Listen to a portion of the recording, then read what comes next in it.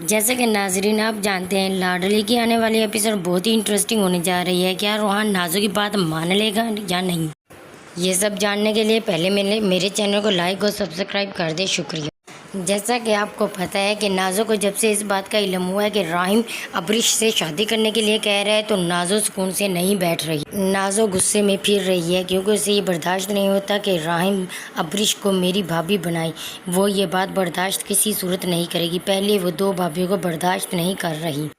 کچھ دوسری طرف ارسل بھی شادی کے لیے نہیں مان رہا کہ نازو کی شادی روحان سے ہو. اس بات کا بھی غصہ آ رہا ہے کیونکہ وہ سمجھتی ہے کہ اب جو سندر آپی کہے گی گھر میں وہی ہوگا. اور وہ غصے سے چلاتی ہے کہ اب تک جو بھی گھر میں ہوتا ہوا وہ صرف نازو کی مرضی سے ہوتا رہا ہے اور آگے بھی صرف نازو کی مرضی چلے گی.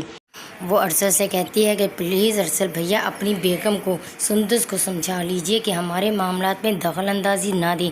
لیکن ارسل نازو کی یہ بات سن کے بہت غصے میں آ جاتا ہے اور غصے سے چلاتا ہے کہ یہ کیا بدتمیزی ہے, یہ کوئی طریقہ ہے بھابھی سے بات کرنے کا.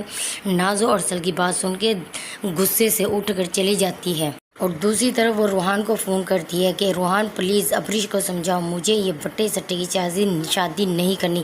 اگر وہ ماننی ہے تو ٹھیک ہے ورنہ مجھے تم سے بھی شادی نہیں کرنی. روحان نازو کی یہ بات سن کے پریشان ہو جاتا ہے اور وہ روحان کو کہتی ہے کہ ابریش کو روکو. میں نے اپنے بھیا سے ساتھ اس کی شادی ہرگز نہیں ہونے دینی کیونکہ میں ابریش کو کسی بھی صورت اپنی بھابھی کی روح میں برداشت نہیں کروں گی. اور دوسری طرف نازو کے پول بھی کھلتے رہیں گے آہستہ آہستہ جسے سب گھر والے برداشت نہیں کر سکیں گے اور نازو کی حرکتیں پتہ چل جائے گی سب کو.